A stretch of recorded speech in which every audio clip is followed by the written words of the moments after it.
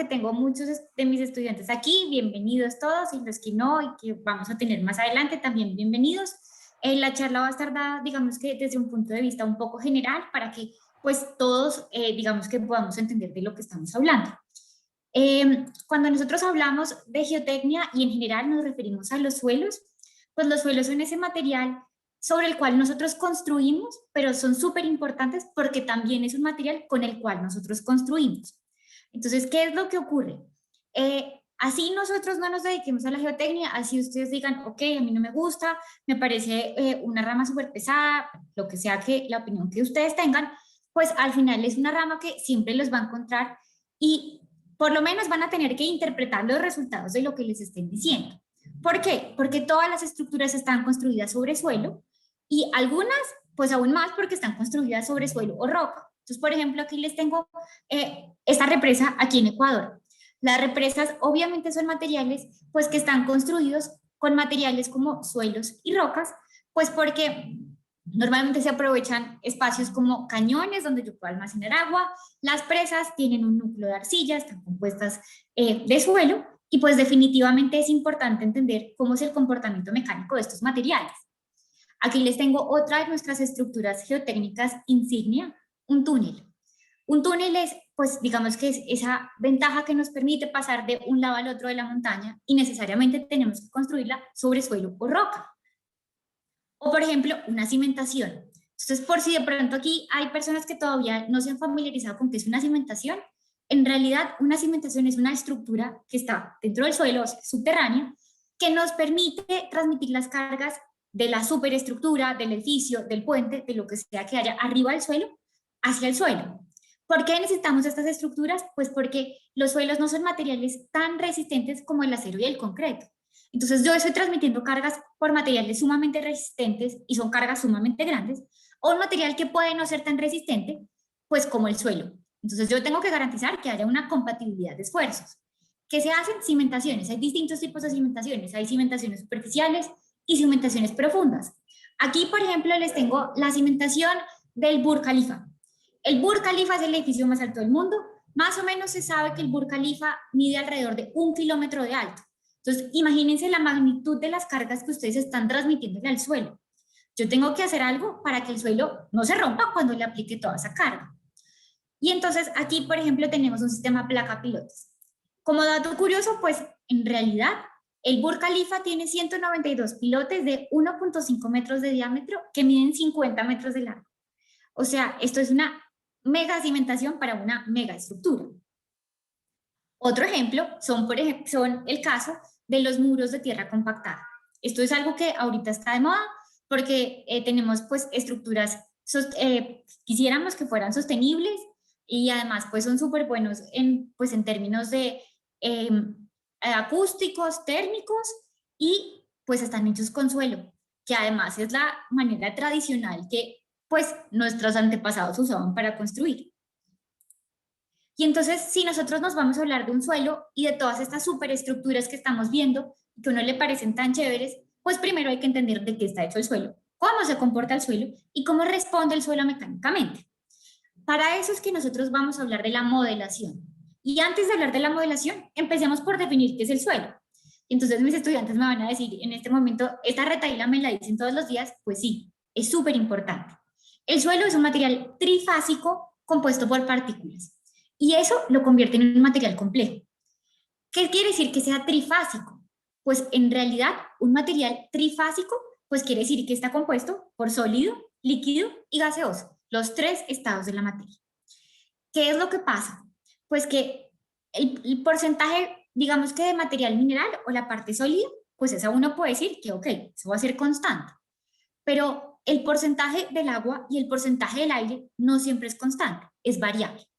¿Por qué es variable? Porque dependemos mucho de si llueve, si no llueve, si hubo sequía, si no hubo sequía, del agua subterránea, y entonces es algo que todo el tiempo puede cambiar y definitivamente va a cambiar el comportamiento mecánico del suelo. Y entonces, además de esa complejidad del material trifásico, es un material compuesto por partículas que están interactuando todo el tiempo.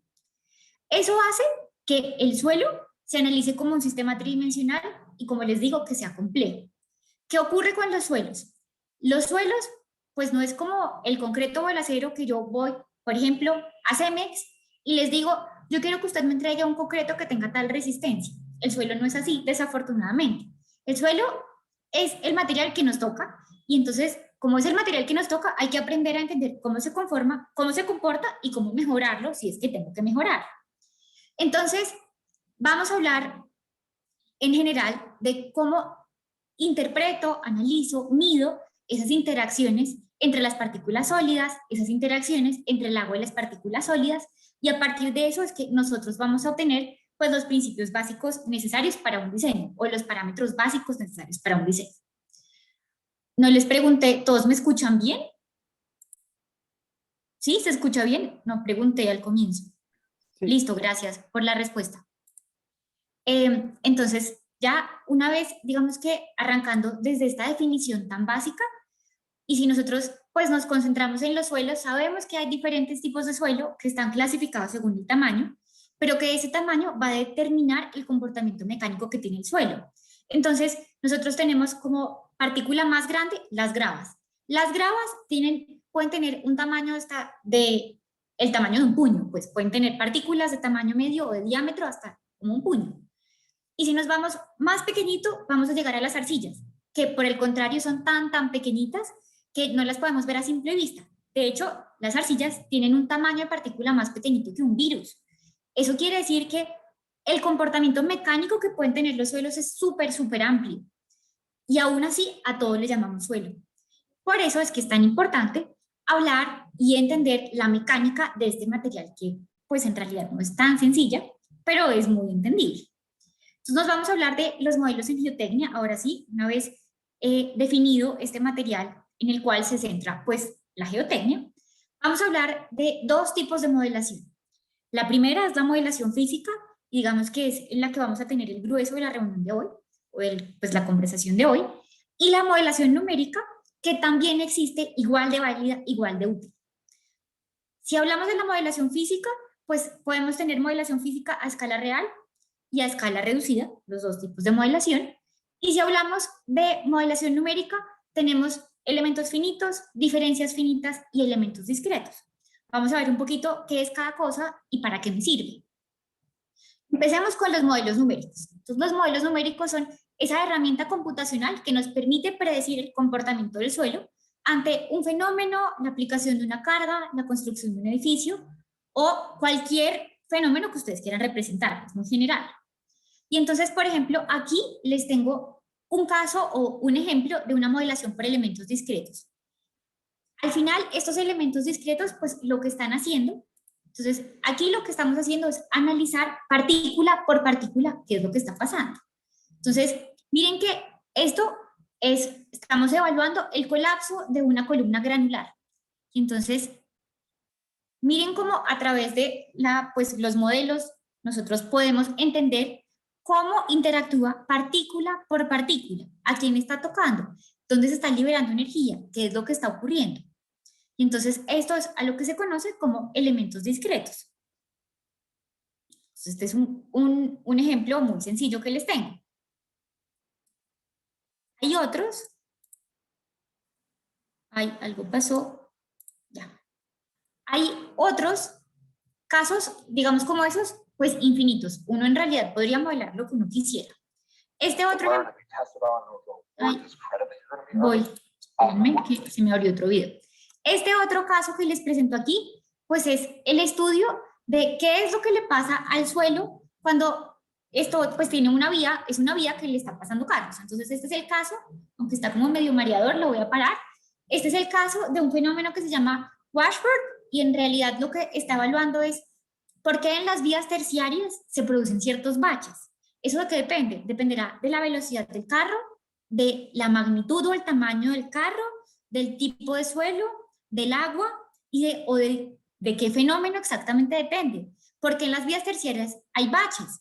Y entonces, pues fíjense que esto se puede modelar desde los dos puntos de vista. Desde el punto de vista computacional, como vamos a ver ahora, y desde el punto de vista físico que les voy a mostrar en un ratito. Y ese es pues uno de los tipos de modelación numérica. Hay otros tipos de modelación numérica como los elementos finitos. Si ustedes se fijan en esta modelación que vimos hace un ratico, estamos mostrando la interacción de partícula por partícula. Tenemos claro y reconocemos que el suelo está compuesto por partículas y que hay fuerzas producto de la interacción de esas mismas partículas, que al final son las que nos producen la resistencia. Pero resulta que como el suelo es un medio infinitamente largo, pues yo puedo decir que esas partículas también las puedo considerar como un medio continuo. ¿Qué quiere decir? Que cuando yo analizo un tamaño, una cantidad importante de partículas, yo las puedo considerar como una sola masa. ¿Y eso por qué es tan útil? Pues porque cuando nosotros hablamos de un medio continuo, todas las ecuaciones de mecánica de materiales que ustedes conocen, las ecuaciones de plasticidad y de elasticidad, son válidas. Entonces, a nosotros muchas veces nos gusta tener el suelo como un medio continuo. Y aquí, por ejemplo, este es el caso de un muro, pues una pantalla con un sistema de anclajes y que se evalúa por elementos finitos. Entonces, en sus cursos seguramente ustedes habrán visto figuras parecidas a estas. Esta es de un programa, pues el más famoso de los programas, que se llama Plaxis, pero en el curso, y pues mis estudiantes se habrán dado cuenta, que hemos usado algún programa como GeoStudio que está haciendo exactamente lo mismo por detrás. Y esos, pues en realidad son las dos formas de modelación numérica más común que hay. Estos son pues programas comerciales, pero también hay programas libres que no son tan bonitos, pero hacen lo mismo. Y eso es en cuanto a la modelación numérica. Ahora, si nosotros hablamos de los modelos físicos, pues el campo también es infinito. Uno puede modelar básicamente lo que uno quiera. Y cuando hablamos de la modelación en geotecnia, hay principalmente tres ramas importantes. ¿Cuáles son las ramas? Modelación en el laboratorio, modelación a escala real y modelación en centrífuga. Otra vez, todas igualmente válidas y todas diferentes. Miremos qué es cada una. Empecemos con la modelación a escala real. Entonces, si yo quiero evaluar cómo se comporta el suelo ante cualquier estructura, pues yo podría irme a, no sé, un terreno afuera de Quito y decir, listo, yo aquí voy a construir un muro y voy a evaluar cómo es que se comporta. Esa es una forma. Pero, pues, requeriría tiempo, dinero y espacio. Tengo que construir algo a escala real muy, muy grande. Miren, por ejemplo, este es un modelo a escala real que había en el laboratorio de estructuras de la Universidad de los Andes. La caja tiene 5.5 metros por 4 metros por 3 metros. Imagínense cuánto tiempo les tardó construir esto, cuánta plata les costó construir. Y además de todo, necesitan el espacio y tienen que poder aplicarle una carga pues correspondiente al tamaño de ese modelo. Ese es un caso y existe e igual es válido. Aquí hay otro caso y es, por ejemplo, un ensayo de carga de pilotes. Entonces, pilote otra vez es una cimentación profunda que permite transmitir las cargas adecuadamente de la superestructura hacia el suelo. Y entonces, pues se recomienda, en realidad en la industria uno le recomiendan, si es que usted va a construir una estructura muy grande que tenga más de 50 pilotes, vale la pena hacer un ensayo de carga. ¿Por qué? Porque cuando yo hago un ensayo de carga, sé exactamente cuánto está soportando el suelo y no me estoy guiando solamente en las ecuaciones empíricas y en la teoría, sino que estoy aplicando más y tengo más certeza de cuánto va a soportar el suelo y puedo ahorrar plata en la construcción. Entonces, pues también existen y funcionan. ¿Cuáles son los problemas de los ensayos a escala real? Pues, como les digo, necesita tiempo, dinero y además de todo, pues construir una estructura que no necesariamente esté destinada a la experimentación quiere decir que yo no la puedo llevar a la falla. Y si no la puedo llevar a la falla, no puedo entender exactamente cómo es el comportamiento más allá del rango elástico. No podría llegar al rango plástico. Entonces, pues tiene ciertas limitantes. Además de todo, pues cuando digamos que el modelo es tan grande, definir las condiciones de frontera no son tan fáciles, pues no es tan fácil. Y por otro lado, pues el suelo no es un material homogéneo. Eso quiere decir que si yo tengo el espacio para hacer un modelo de estos afuera de Quito, que es donde haya espacio, y mi construcción va a ser en el centro, definitivamente el suelo que hay en los dos espacios puede no ser el mismo y puedo estar representando el modelo de manera incorrecta. Entonces, pero es una forma de modelación que existe y pues se puede hacer. Aquí les tengo otra y esto es laboratorio. Ir al laboratorio, llevar una muestra de suelo y hacerle unos ensayos. ¿Para qué quiero hacer eso? Para entender cómo son o cuáles son los parámetros de resistencia al corte y entender el comportamiento mecánico del material. Eso es lo que uno quisiera. Y aquí les tengo dos ensayos muy típicos, un triaxial, un corte directo. Esto es lo convencional que hay en todos los laboratorios ¿Y esto qué me permite medir? Cohesión y ángulo de fricción, que es la manera de medir la resistencia al corte de un suelo. Pero así como hay esos ensayos en el laboratorio, pues uno podría inventarse lo que uno quisiera. Y hoy yo les voy a llenar de ejemplos, pues de cosas que yo he visto que son súper interesantes. Ustedes van a decir que todos son de los Andes, pues sí, todos son de los Andes porque es de donde yo vengo. Entonces, miren, por ejemplo, les tengo este caso. Esto es una impresora de suelos 3D. ¿Para qué está hecha? La impresora está hecha para poder evaluar la heterogeneidad de los suelos. Resulta que los suelos no son materiales continuos, no son homogéneos, no son isotrópicos y tampoco son elásticos. Están muy lejos de ser un material perfecto y aún así uno muchas veces asume que es perfecto, pero pues no se puede desconocer esa heterogeneidad. Entonces, ¿qué pasa si es que yo cimiento un edificio y en uno de los apoyos tengo arcilla y en el otro tengo arena? Eso es perfectamente posible. De hecho, ese es el caso de la Torre de Pisa y eso puede pasar. ¿Cómo es que yo tenga en cuenta esa heterogeneidad? ¿Cómo la evalúo? Entonces, lo que hace esta impresora 3D, pues en realidad es un equipo súper novedoso, es el único en el mundo que permite, digamos que a través de una distribución de campos aleatorios, acomodar suelos con diferentes propiedades mecánicas pues en un modelo pequeñito. Entonces, fíjense que aquí está por colores. Cada color es un tipo de suelo diferente. Esta impresora está imprimiendo arcillas, valga la redundancia. Y entonces por aquí, pues hay ciertas convenciones de color que aunque no se las trajen, pues había kaolín, bentonita, mezclas de los dos materiales que, como les digo, definitivamente tienen comportamientos distintos. O aquí les tengo otro modelo de laboratorio hecho a una gravedad. ¿Qué quiere decir a una gravedad? Así como estamos ustedes y yo ahora en este momento. Y esto es una cámara climática. ¿Para qué está hecha la cámara climática? Pues resulta que los suelos es un material que están expuestos a las condiciones atmosféricas.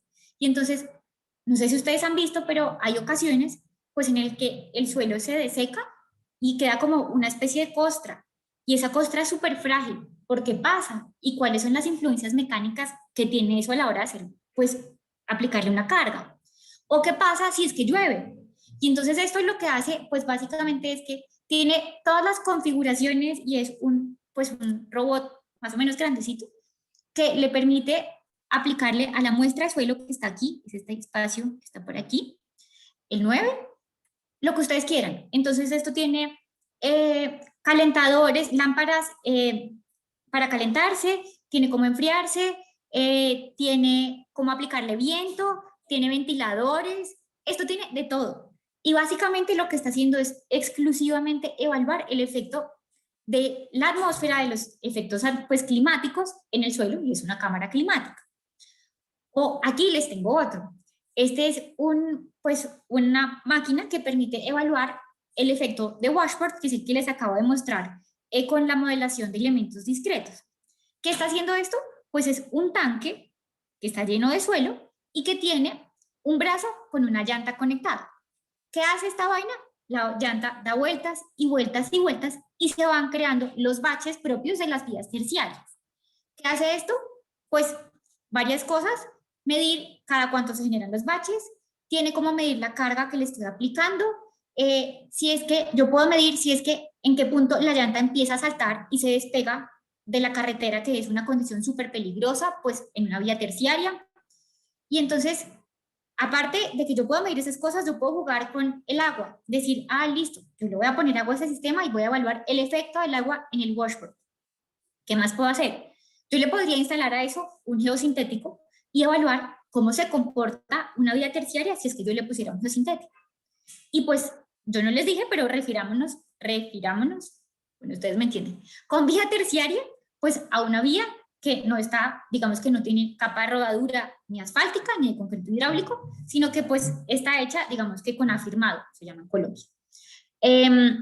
Esa es otra de las máquinas. Tengo aquí, por ejemplo, otro de los modelos y pues esta fue mi trabajo, digamos que en esto es lo que yo más he trabajado, y es los suelos transparentes. ¿Para qué nos sirve un suelo transparente? Resulta que hay estructuras en las que nosotros no podemos ver claramente cómo es que se deforma el suelo. Podemos medir, pero no podemos ver. Como por ejemplo los pilotes, otra vez. Entonces los pilotes son estructuras de cimentación profundas que tienen que estar completamente embebidas en el suelo para que trabajen apropiadamente. Los pilotes trabajan por fricción en el fuste, o sea, en esta zona, déjenme, dibujamos, en esta zona, y además trabajan por punta. Pero si es que el pilote no está completamente rodeado de suelo, pues no va a trabajar apropiadamente. Entonces, como los suelos tienen ese color tan particular que no le permiten a uno ver más allá, pues hicimos los suelos transparentes. Entonces, por ejemplo, les voy a mostrar lo que nosotros evaluamos y era cómo se deforma el suelo tridimensionalmente cuando hincamos un pilote. Entonces, miren que estos fueron los resultados que se obtuvieron y estos punticos que ustedes ven aquí son los marcadores de deformación. Y pues ahí el video como que uno no entiende mucho cómo es que se ve y qué es lo que pasa, pero si uno le hace análisis de imagen a todo este proceso, miren cómo se deforma el suelo. Miren cómo se genera la superficie de falla cuando yo estoy hincando un pilote macizo. Entonces hay muchas preguntas para resolver. ¿Qué pasaría si es que el pilote no fuera macizo, sino que fuera hueco? ¿O podría evaluar el efecto de los geosintéticos? Claro que se puede. El efecto de una zapata pues no es tan interesante de ver porque ustedes van a ver en un ratico que la zapata en un modelo físico pues, a ver, puede ir pegada a la cara y entonces no necesito ver qué pasa en la mitad del modelo, pero en un pilote sí. Y entonces pues en general en el laboratorio uno puede hacer tantas cosas como quiera. Estos son algunos de los ejemplos de cosas poco convencionales que uno no está tan acostumbrado a ver y por eso les traje. Pero además de eso, pues no, en un laboratorio hay consolidómetros, cortes directos, triaxiales UU, CU, CD, todos los triaxiales que ustedes se quieran imaginar. Hay como medir límites, granulometrías, bueno, digamos que todos esos ensayos con los que ustedes ya están familiarizados. Y por eso, pues, no se los trae. Y entonces, pues, ese es uno de los tipos de modelación física. Hay otro tipo de modelación física súper interesante y es la centrífuga geotécnica. Yo no sé si ustedes alguna vez han escuchado hablar de la centrífuga, pero la centrífuga es un equipo, un aparato que tiene magnitudes grandes, es, digamos, dimensiones grandes. Y lo que hace la centrífuga en realidad es aumentar las gravedades de manera artificial. ¿Cuál es la gracia de esto? Pues que si yo aumento las gravedades de manera artificial, yo puedo reducir las dimensiones del modelo, yo puedo reducir el tiempo de ensayo y puedo reducir las fuerzas, el volumen, la masa, digamos que diferentes magnitudes y hace que yo pueda evaluar cuántas veces quiera. Si es que yo fuera a hacer un ensayo a escala real, con suerte podría ser un murito, por ejemplo. Pero si yo tengo una centrífuga y hacer el modelo se demora 2 horas, pues yo puedo evaluar 10 modelos si yo quiero. Es barato, es rápido y es fácil. Y entonces, pues la centrífuga en realidad, pues tienen diferentes usos. Siempre su objetivo es aumentar las gravedades de manera artificial. Por ejemplo, aquí les tengo una centrífuga de la NASA, esta fue la centrífuga de la misión Apolo. ¿Para qué la usa la NASA? Para entrenar a sus astronautas y que pues adapten el cuerpo cuando tengan que salir pues de nuestra órbita y cambiar de gravedades. Esta es otra centrífuga de la NASA, hay diferentes tipos de centrífuga. Y en realidad la centrífuga empezó en la Unión Soviética. Ellos fueron los primeros en desarrollar una centrífuga. ¿Cuál era el objetivo de la centrífuga de ellos? Pues en realidad ellos querían evaluar y entender cómo era que explotaban y se generaban esos hongos después de una explosión nuclear. Cómo explotaba una bomba nuclear, era lo que ellos querían evaluar. Y eso era secreto y estaba, mejor dicho, escondidísimo y en algún punto lo revelaron y pues la ciencia, digamos que tomó esto que inventó la Unión Soviética. De hecho, en ese entonces se creía que la centrífuga servía para rejuvenecer a las personas. Entonces las personas se metían a la centrífuga pensando que iban a salir más jóvenes. Más o menos se sabe que una persona puede aguantar hasta 7 gravedades. Después de la 7ª gravedad se desmaya y pierde la conciencia. Entonces imagínense sentir ustedes 7 veces lo que nosotros estamos sintiendo. Es súper, súper fuerte como para perder la conciencia. Y esta es la centrífuga que tenemos en los Andes. Los Andes hay, bueno, que tienen, hay 2 centrífugas. Esta es la centrífuga grande. Y básicamente lo que hace es girar muy, muy, muy, muy, muy rápido. Entonces, el modelo se pone en estos columpios que ustedes ven ahí. ¿Por qué hay 2? Porque pues tiene que estar equilibrado el sistema. Entonces yo tengo que poner un contrapeso para que lo que sienta no salga volando a n gravedades. Esta centrífuga de aquí puede volar, esta es la grande, puede volar máximo 100 gravedades. En los Andes hay dos, una mini centrífuga y una grande. La grande se usa sobre todo para doctorado y maestría, la chiquita se utiliza mucho en pregrado. Y pues lo que permite hacer es modelos a escala reducida gracias a que puede aumentar las gravedades. La chiquita puede volar, digamos que en un rango seguro hasta 200 gravedades, esta en un rango seguro hasta 100 gravedades. ¿Qué quiere decir en un rango seguro? Pues que esto a 100 gravedades tiene mucha fuerza.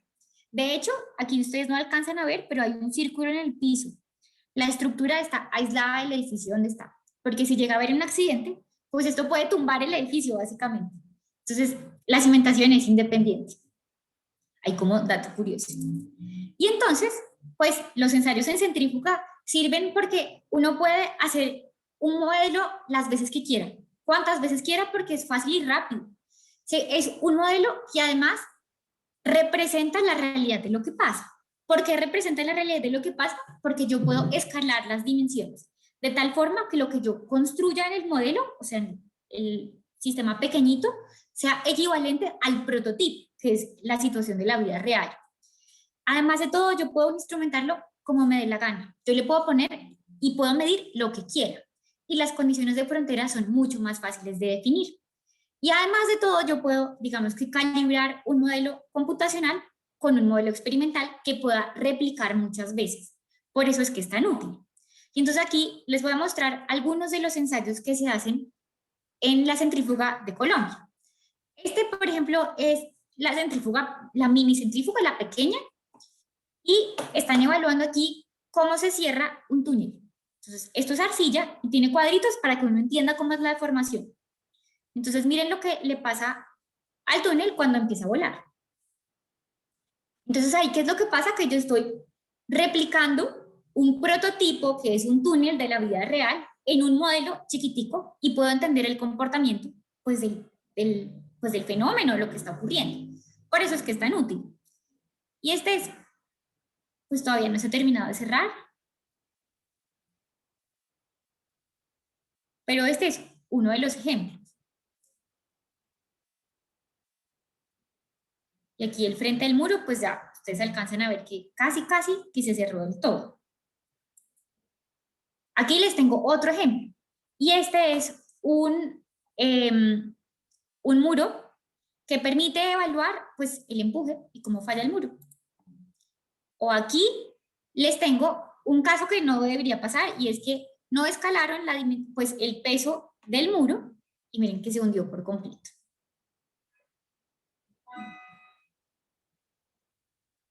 Estos son ensayitos que se hacían en el curso de cimentaciones y muros allá, de pregrado, y pues básicamente tienen pues un valor muy importante y es que ustedes pueden llegar hasta la falla y se puede entender cómo son las superficies de falla y se pueden validar las superficies de falla en los libros.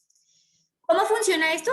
Pues funciona gracias a que los esfuerzos del modelo son iguales a los esfuerzos del prototipo. ¿Por qué? Porque esfuerzo vertical se calcula como ρ por G por Z. Y como yo estoy aumentando n veces las gravedades, eso quiere decir que estoy disminuyendo n veces la profundidad, y entonces se me cancela esta n con esta n de aquí, y me queda que el esfuerzo del modelo es igual al esfuerzo del prototipo. Y aquí están todas las dimensiones que ustedes pueden escalar.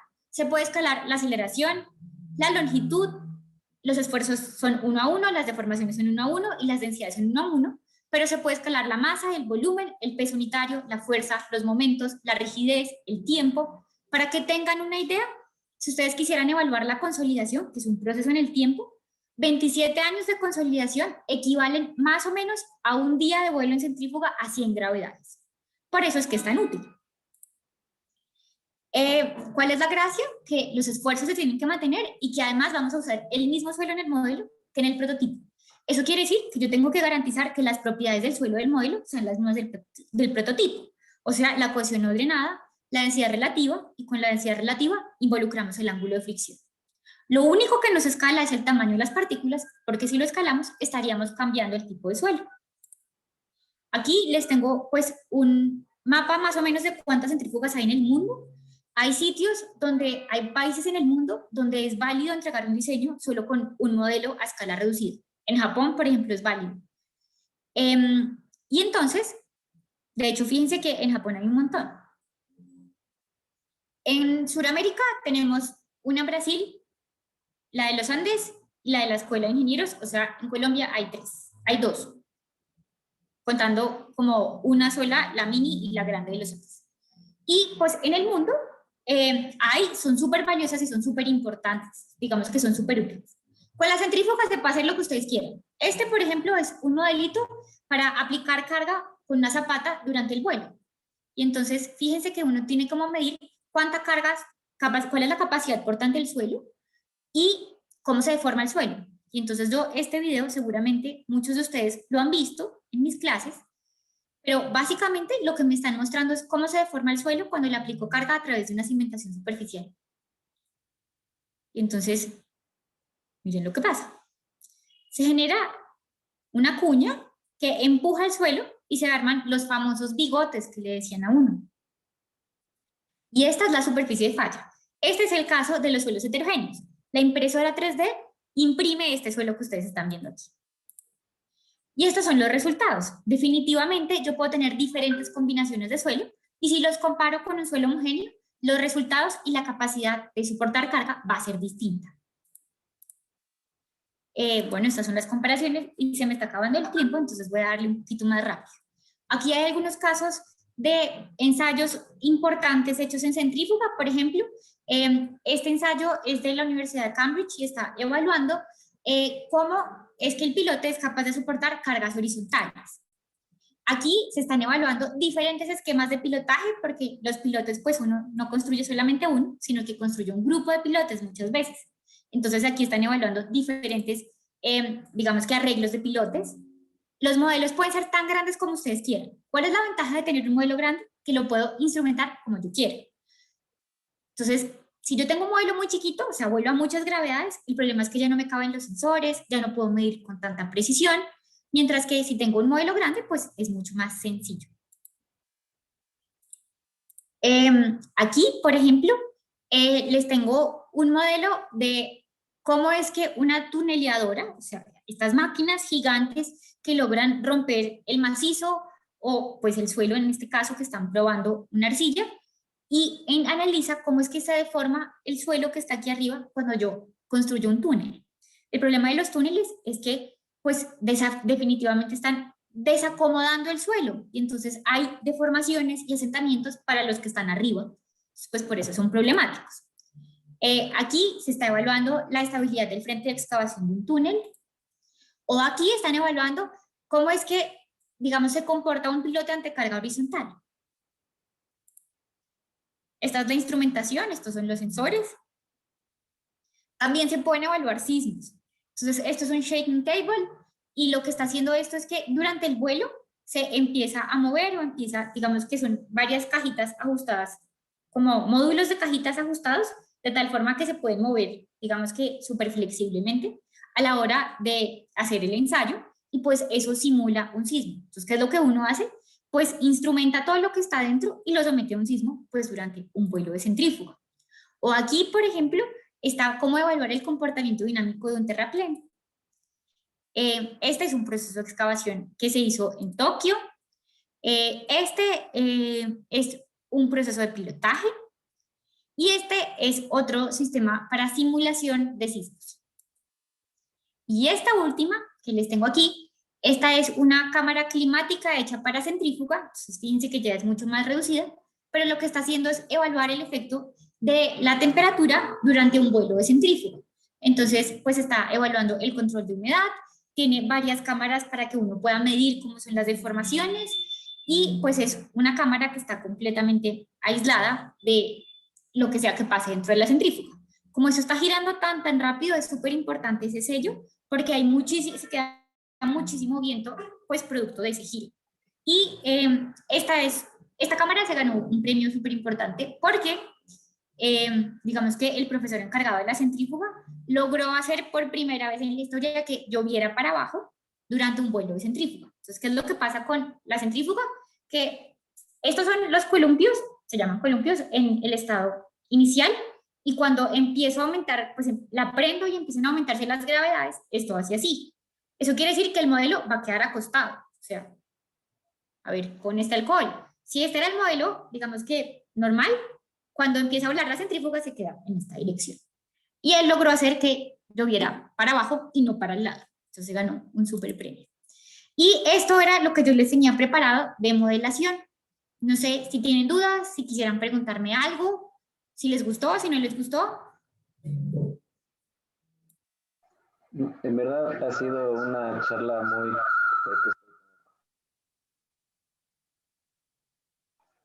Ya, ahí sí. En verdad ha sido una charla muy interesante, Laura, muchísimas gracias. Y tenemos algunas preguntas. Juanse creo que las tiene por ahí anotadas para poderlas hacer. Ahorita yo creo que tengo que salir un ratito, pero voy a seguir conectado para seguir escuchando las preguntas. Listo. Ya, a ver, muchas gracias Laura por la charla, la verdad muy interesante. Y bueno, las preguntas son las siguientes. Primero, ¿los pilotes deberían utilizarse bajo criterios puramente de cargas estructurales o dependen del tipo de suelo? Y en paréntesis dice construcción en suelos friccionantes o cohesivos. Listo. Súper útil tu pregunta. ¿Qué es lo que pasa? Pues que los pilotes son esta estructura que tiene que soportar la carga que viene de la superestructura. Entonces, necesariamente, pues nos importa cuánto es esa magnitud, pero lo que nosotros estamos evaluando es cómo se comporta el suelo. Esto quiere decir que sí nos importa el tipo de material que tengamos. ¿Por qué? Porque los parámetros de resistencia de una arcilla son diferentes a los de una arena, por ejemplo. Y entonces, a la hora de calcular cuánto es lo que puede soportar el suelo, pues el cálculo de esa fricción, el aporte de resistencia de fricción de los pilotes, depende de si estoy hablando de una arcilla o de una arena. Y lo que soporta en la punta también depende de si estoy hablando de una arcilla o de una arena. Entonces, más o menos, pues los pilotes son, voy acá a dibujar, son algo así, perdón por mis dibujos, ustedes saben que son medio chuecos, pero más o menos cómo está funcionando es de la siguiente forma. Este es el suelo, yo le aplico una carga a través de una columna, de lo que sea que venga de arriba, es una carga. Y entonces, ¿cómo reacciona el suelo? A través del pilote. El pilote va a soportar carga por fricción en el fuste y además va a soportar carga en la base. Entonces, el cálculo de la resistencia en la base, pues es un cálculo de capacidad portante. Es muy parecido al que ustedes saben usar para zapatas. Lo único que cambia son ciertos parámetros relacionados con la longitud del pilote y con el diámetro, pero es muy parecido. Y el fuste, y entonces fíjense que aquí como hablamos de capacidad portante parecida a la de zapatas, pues esto depende de C y de phi. O sea, depende de la cohesión y el ángulo de fricción. Y el fuste, pues está relacionando la adherencia que tiene el pilote con el suelo que está por fuera y esa fricción, que definitivamente va a ser muy diferente para una arcilla que para una arena. ¿Sí? ¿Resolví tu pregunta? Sí, Laura, gracias. La siguiente pregunta dice, ¿los suelos transparentes modelan varios tipos de suelo? Uy, buena pregunta. Los suelos transparentes en realidad podrían modelar el tipo de suelo que tú quieras. ¿Qué es lo que pasa? Que entre más pequeñita sea la partícula, más difícil es que sea transparente, porque se le queda más aire atrapado. Entonces, yo logré modelar arcilla, arena. Yo intenté modelar arcilla, pero es muy, muy difícil porque ya no se hace transparente. Se le queda el aire atrapado y entonces ya lo que uno ve son las burbujas de aire que son blancas y no se ve, digamos, transparente. El suelo en realidad es transparente porque es un material que tiene compuesto por es un suelo artificial compuesto por dos materiales. En mi caso yo utilicé Pyrex triturado, que es el material que se usa para meter los pasteles al horno, el vidrio, y una combinación de aceites. Es transparente porque el ángulo de refracción que tienen esos dos materiales es exactamente igual. Pero cuando se le queda aire atrapado, pues el ángulo de refracción ya cambia, entonces uno ve una cosa blanca, no se ve más. Es súper difícil hacer arcilla, pero hay gente que lo ha logrado. Listo, gracias. La tercera pregunta es, ¿cómo es el proceso de aplicación para una maestría en geotécnica en la Universidad de los Andes y si es posible un estimado del presupuesto de la misma? Uy, claro que sí. Miren, yo soy 100% andina. Yo creo que, o sea, yo disfruté mucho, pues, mi proceso. La admisión, en realidad, pues, hay llenar unos documentos, tener, pues, digamos que estar pendiente de las fechas de inscripción y hay que hacer un examen, eso sí. Y pues así es como funciona, tienen que ir a entregar los documentos a Colombia. Creo que ahora por la pandemia se pueden hacer, pues se pueden entregar online. Más o menos lo que uno le piden es diploma, calificaciones, 2 cartas de recomendación, examen de inglés, ya, sí, notas, eso le piden a uno. De precios me cogen desactualizada. Ahí sí, no los tengo. Pero en la página de la universidad deben estar. Precios ahí sí me corchan. Pero sí, ese es el proceso que hay. Ya, muchas gracias. La otra pregunta dice, ¿cómo se evalúa la condición de nivel freático en centrífugas? ¿Es posible modelar casos de muros o condiciones sumergidas? Sí, pues en realidad el nivel freático es un parámetro no tan fácil, digamos que de tener en cuenta. La razón es porque pues tendría que tener un sistema pues sellado. Uno sí puede evaluar el nivel freático. De hecho, estas cajas que les voy a mostrar acá, que me voy a devolver, están selladas con unos cauchitos. Por aquí las que tenemos de los Andes. No se alcanza a ver. Estas cajas, fíjense que están selladas con unos cauchitos. Entonces, en realidad, a uno no es que se le salga el agua. Uno puede meter ahí lo que uno quiera, lo que se les ocurra. Entonces, sí se puede evaluar y sí se pueden medir los cambios en la resistencia. Lo que no es tan fácil de medir es la presión de poros. Eso sí es un parámetro súper difícil de medir a un G y a NGs, aún más, sobre todo en un modelo tan chiquito. Más o menos esta caja, para que tengan una idea, esta es la mini centrífuga, tiene 12 centímetros por 10 centímetros por 7, me parece. Entonces, instrumentarlo es muy difícil. ¿Más preguntas? La última pregunta que tengo dice, ¿se puede utilizar la centrífuga para recrear una falla y probar distintas soluciones para la misma antes de llevar a la realidad? Claro que sí, esa es la idea. Digamos que ese es el principal objetivo. Que uno pruebe, digamos que haciendo modelitos sencillos, fáciles y rápidos, en lugar de ir a probar con una situación de la vida real que le tome mucho tiempo, trabajo, plata, dinero, construir y espacio. Entonces sí, esa es la idea. Y como es un modelo pequeño, pues yo lo puedo llevar hasta la condición plástica, lo puedo llevar a la falla. Y por eso es que, pues, digamos que es tan útil. En algunos sitios les estaba contando que tener un modelo en centrífuga sirve como un diseño. Entonces, a la hora de uno ir a registrar una obra, uno dice, vea, este es mi estudio de suelos y está hecho con un modelo a escala reducida. Eso es válido. Y hay, en Brasil, creo que las 2 centrífugas que hay no son de universidades, son de empresas de diseño. Entonces, sí, sí, sí. Listo, esas son las preguntas que tengo, Laura. No sé ¿Listo? si tú más dentro de tu chat interno. No, espérame a ver, no sé cómo ver esto. Creo que... Ay, no puedo ver el chat ahora. No, creo que no tengo... Ay, espérame. Por alguna razón no puedo ver el chat, pero alguien me preguntó que si existe alguna condición en el suelo que no deje trabajar adecuadamente los pilotes. Pues digamos que no deje trabajar adecuadamente los pilotes, pero pues donde la construcción sea un poquito complicada, eso sí puede pasar. Pero no se me ocurre una construcción donde no se puedan trabajar adecuadamente los pilotes. Más bien los pilotes son caros. Sí, es más cuestión de costos, pero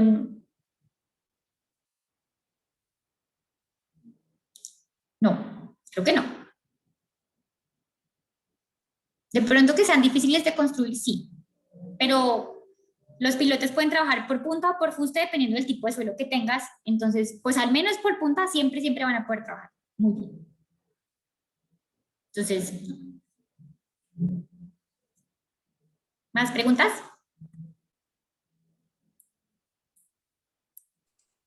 No, creo que ya no tenemos más preguntas, Laura. ¿Listo? Listo, súper. Bueno, entonces, gracias Laura, te agradecemos por este espacio que nos diste en estas charlas temáticas que estamos teniendo en el capítulo de la CI. Una charla bastante interesante y que nos puede ayudar mucho a los chicos ahorita que estamos en la carrera para poder decidirnos en alguna de las múltiples especialidades que tienen ingeniería civil. Te agradecemos una vez más por tu tiempo y esperemos pues, seguir contando contigo para este tipo de eventos. Listo, gracias a ustedes por la invitación y gracias a todos por venir.